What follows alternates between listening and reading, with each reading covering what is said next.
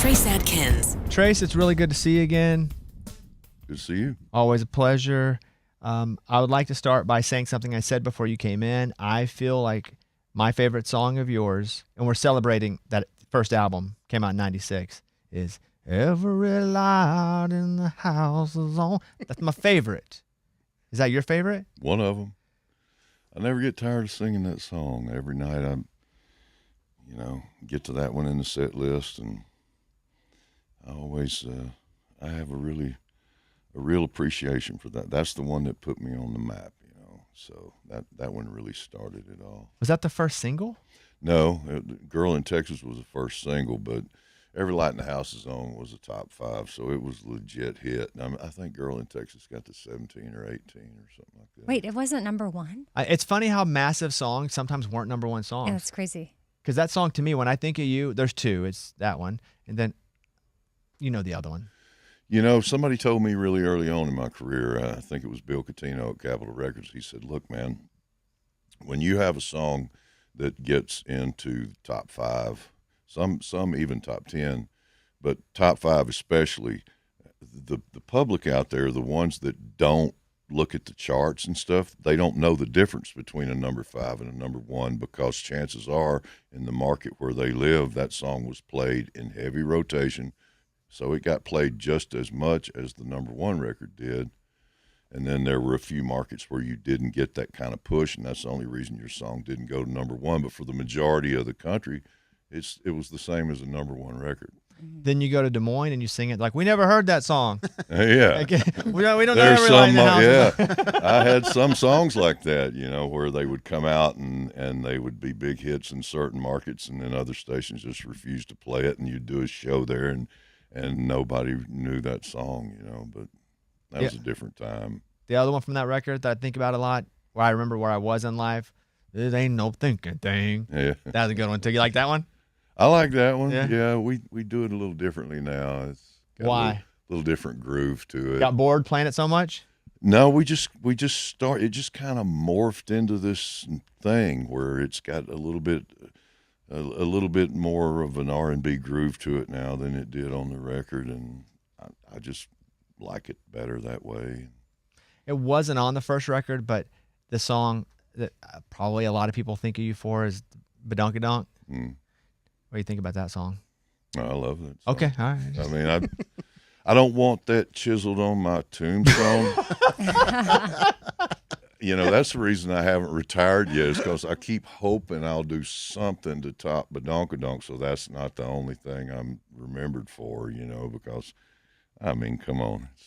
It's not the most high-browed tune that's ever come out, so anyway. But when I heard that song, it made me laugh out loud, and I got the demo of it, and, Randy Houser and Dallas Davidson and Jamie Johnson wrote that, and just the story of it. They were all down at the Wild Horse one night drunk up on the balcony watching them do a line dancing lesson, and somebody said, oh, look at the Bedona Donk, and then one of them said honky tonk Bedona Donk, and then the next day after they sobered up, they wrote it, and then Jamie sang the demo. So the demo that I got of the song was country-ass Jamie Johnson singing that song, and it was the funniest thing I'd ever heard. It made me laugh, and I told Scott Hendricks, I said, we got to cut this, we got to cut this. And ended up, I did it with Dan Huff, but I heard it first in Scott Hendricks' office. But did you think that would be a single, or did you cut it thinking it would just be fun for the album? I thought it could be a single, but I didn't know if they were going to have,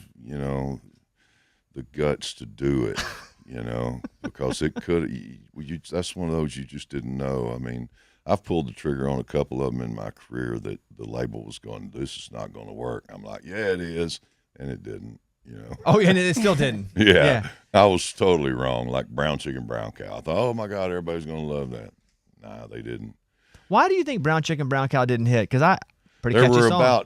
There were about 60% of the panel. They told me, they said, we think about 60% of the panel will play this song, and about 40% aren't going to touch it, just because it's nasty. And I was like, okay, I can deal with that. I'll take 60%. That'll be good enough. but it was the opposite. There was about 40% that would play it, and about 60% that wouldn't touch it. So, yeah, we pulled that one. Whenever you're playing live shows, will you do the song that you did with Blake, Hillbilly Bone? I do just a little snippet. I do kind of a medley thing of some songs we've had on the radio over the years, and I tag it with that, and I just say at the end of it, I just put that on there just to piss Blake off, because I think it sounds a lot better without him on it. Yeah, I feel you. You and Blake still talk? You guys still close, you and Blake? Oh, yeah. You guys hunt all together? No, we don't. I don't hunt much anymore. You just don't like being in the woods? No, I'm too lazy to clean stuff. I made enough money I can afford groceries now. I don't,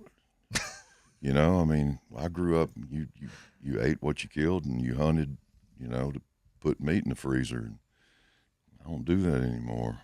It's a bit why I don't hunt at all anymore either. I grew up hunting in Arkansas my whole life, and we ate it all. And then I kind of just started to feel bad about killing animals when I didn't need the meat anymore. And I like to look, I keep them fed, out on my place. I've got feeders out. There's just, deer and turkey. I like looking at them, You have cameras out there? Yeah. All over? Not all over. I keep them close to the feeders. You ever see people? No. Oh, there shouldn't be? Oh, no. No, I don't. I'll never see people. Like sneaking around? No. Hey, last time I saw you, you were on a cane. We had talked. We were both playing the Opry, and I was doing some jokes. You were after me. We were talking for a minute, and you had said that you'd hurt yourself. Did you ever say how you hurt yourself? I fell off a scaffold, but I was about 12 feet high. Like roofing? Were they roofing? No, I wasn't. They were working on something on the house, and I climbed up on the scaffold, and I was just watching. I wasn't even doing anything. I was watching these guys work, and watching what they were doing. And then I lost my balance and fell off the scaffold. Do you remember it? No, I don't remember really the fall. I remember waking up and some dude was cradling my head in his lap, and I was like, well, this is bad. Anytime you wake up and your head's in another guy's lap, well, oh, God. Especially when you didn't sign up for it. Yeah. This is not how this was supposed to. This wasn't on the bingo card. So then what happens the rest of that day? They call an ambulance? Oh, yeah. And so they get you to the hospital?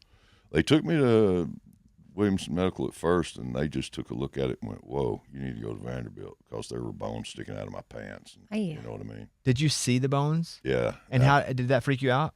Well, it didn't freak me out, but I just passed out. That's the only time I think I've ever done that, looking at an injury. I've had a lot of injuries over the years, but that one, it's like when you look down, you see that, I just went back out. How long were you in the hospital? Man, I must have been in there a couple of weeks or something. Wow. Because they didn't know, they thought they might have to cut it off. And when he told me that. They told you they may have to cut it off? Amputate? And I asked him to. Because when he told me what the recovery was going to be like and how long it was going to take, and that, the damage to the nerves and all that kind of stuff, he said, you're going to have trouble picking your foot up and blah, blah, blah, and all this. And I was just cut it off, man. How long will the recovery be if you cut it off? Because it was going to be below the knee, so it's not like up here, So anyway, and this knee's fake anyway. I mean, I had a total knee replacement years ago, but my wife wouldn't let him do it. You just said, well, recovery's not going to be as hard if you cut it off. Chop it. And all the work that I've done with vets over the years, I've seen the advances that they've had in, orthopedics, and it's like, they got some good stuff, So, yeah, I thought if the recovery would be shorter, just cut it off. That's wild. No, not for you, because you're strong and big and cool. No. Yeah. I just had my first daughter. You have 5 daughters? Yeah. That's a lot of daughters in a row. Yeah. Did you know it was daughter every time? Yeah. Leading into it, so it was never, let's see what this one is, daughter. What have you learned about being a dad of daughters? You have how many daughters? We just had my first kid. She's a girl. Then I'm 5 times more confused about girls than you are. That's where I'm at. I don't know. Each one you get a little more confused? Yeah. Okay. I'm not any more of an authority on girls than anybody else is. So you have no advice for me on having a daughter? Be patient, Just be patient. You can't discipline them like you do boys. I mean, I don't think you can. You're not supposed to. Well, I really thought I was going to come out with some real daughter knowledge here, Trace. How's everything else going? Like, what's? I know you're doing these shows. Yeah. And are you doing more of the anniversary album, just generally speaking, than you would in your normal shows because it is like 30 years?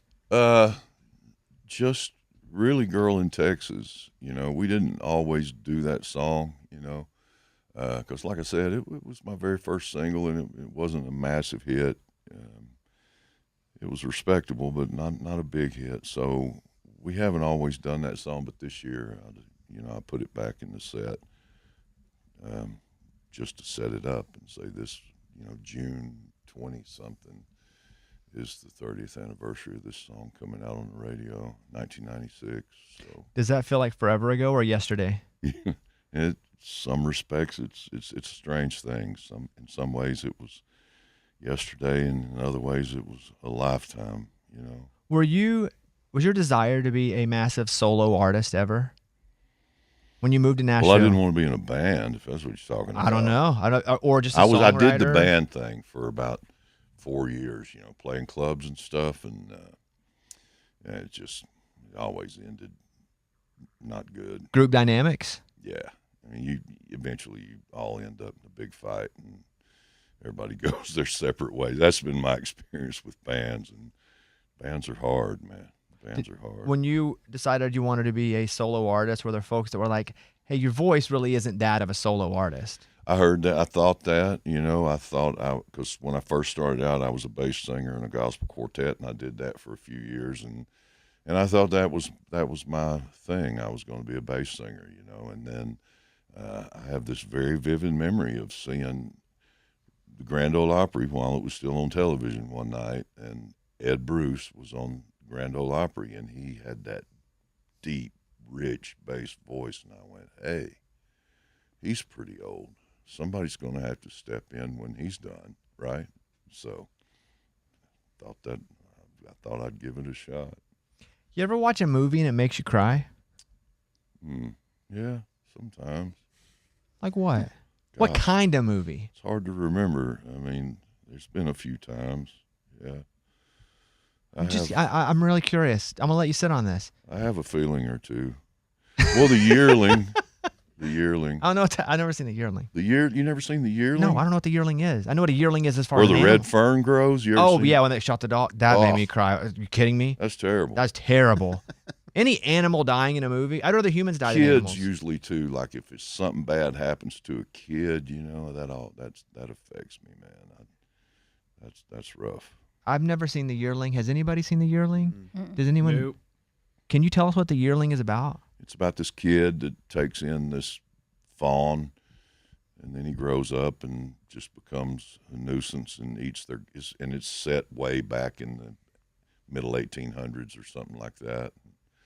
And he loves this deer, and it eventually does what deers do. It eats their garden up and all that kind of stuff. And so, yeah, he has to kill it. Did you ever see Marley and Me? I think maybe. Dog? I can't remember it, but probably. Dog died? I know the movie. Did you cry? I don't remember watching that one. So No, I was trying to really trigger that memory. No. I was just going to keep feeding you questions until you nailed that. So, no. I wonder what I don't get to watch many of those movies, where with dogs and animals and stuff like that, because my wife just won't watch them.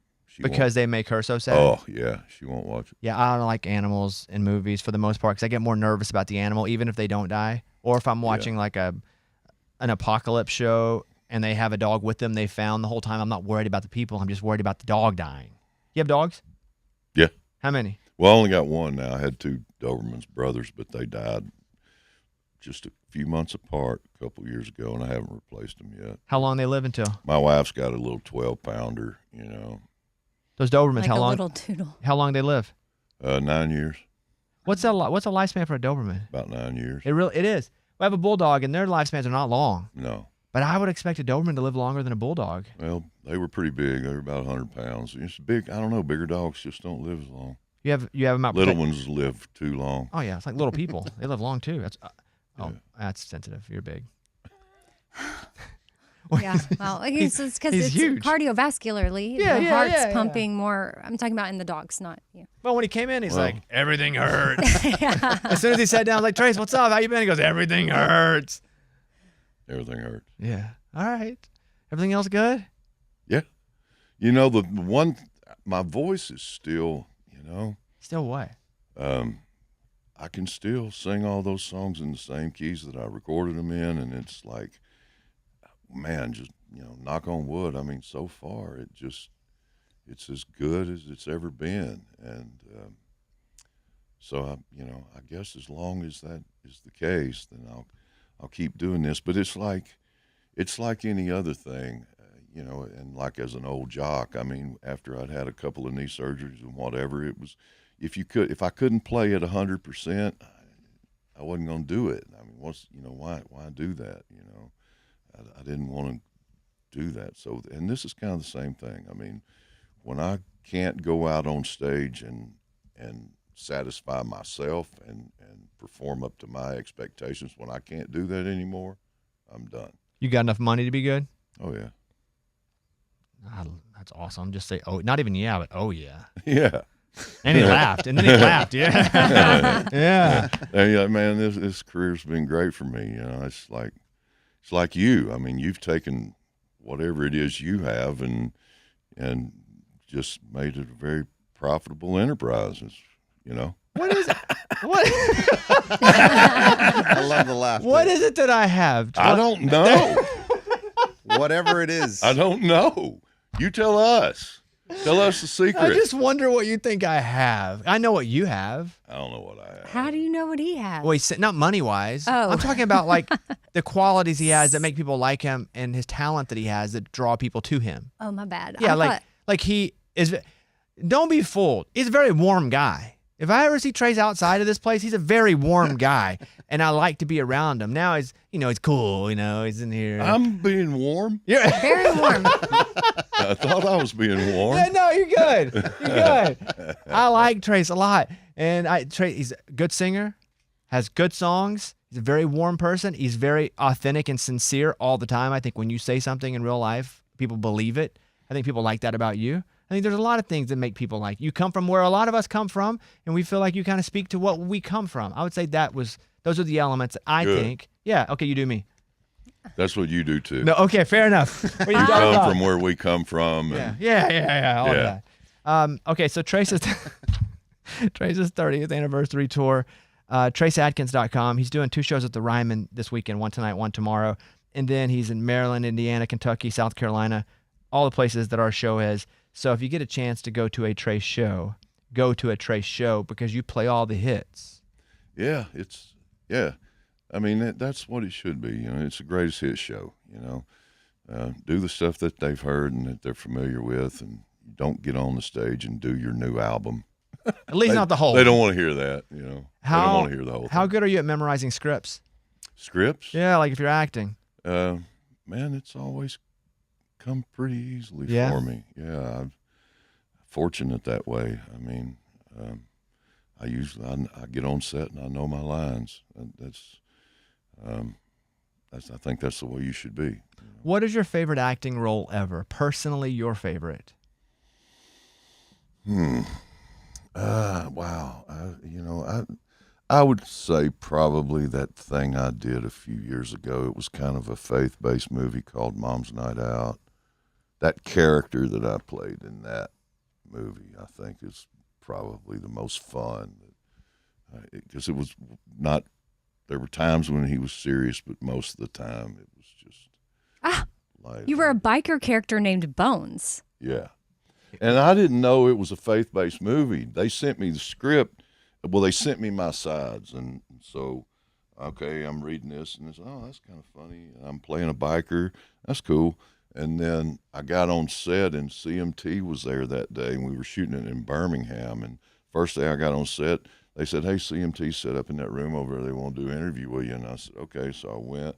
And then the first thing the guy said, he's like, Trace, you're doing a faith-based movie. Wow, I didn't really expect you to do that. And I just went, this is a faith-based movie? He like, yeah. I was like, dude, I didn't know. I swear. I didn't know. I didn't read the whole script. That's my bad. You should always read the script. But I didn't in that case, and I didn't know. Do you have to audition? Not for that. I don't think I've ever gotten – I have auditioned a few times, and I don't think I've ever gotten a part that I auditioned for. It's always parts that they just think you're perfect for.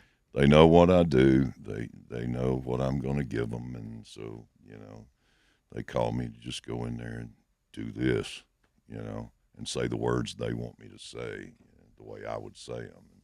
I also enjoyed that biker role in Lincoln Lawyer. I like that one. Oh, Eddie? Yeah. She knows Eddie. And McConaughey was really nice to me. Oh, that's cool. Yeah, he's met him a couple times. He's like the guy that you see on. He's the guy. He is. He's that guy. Yeah. It's not like a different person. He's that dude. And he wanted me to come over to his trailer and rehearse the scene, before we went to set. And I was like, okay, dude, you got your clothes on? It's not a bongo there, right? You're not playing the bongos, are you? Because I'm not coming over there. Get tickets to go to Trace's shows, traceadkins.com. It's the 30th anniversary tour, and we're going to end this interview. And what happens behind, and once the cameras go off, I come over there and I sit down, and you stay sitting. We take a picture. What I'm nervous about, what I did not think about before I came in today, when I knew you were coming in, is you're not going to remember this because it was such a quick moment as we were passing. You made fun of my shoes that I was wearing at the Opry. And so you gave me the business because you thought those are pretty, a term that you used. Okay. Pretty ladylike shoes is what you said to me. And you're right. But the shoes I have on today are also quite ladylike. So now I'm a little nervous about hopping over just because I've been through this. Well, I don't have boots on either, so I'm a little worried about it. Yeah, wait till you see mine. See mine. Maybe you can just cut the feet out of the photo. That's what I'd do. Because it sounds like he's a little insecure about his shoes right now. Yeah. Oh, what size shoe do you wear? Like 15. 14. Yeah, I wear 15s. Really? Right. Hey. No, you don't. Hey. He doesn't. Respect, huh? How do you keep them on? Yeah. All right, there he is. Trace Adkins, everybody.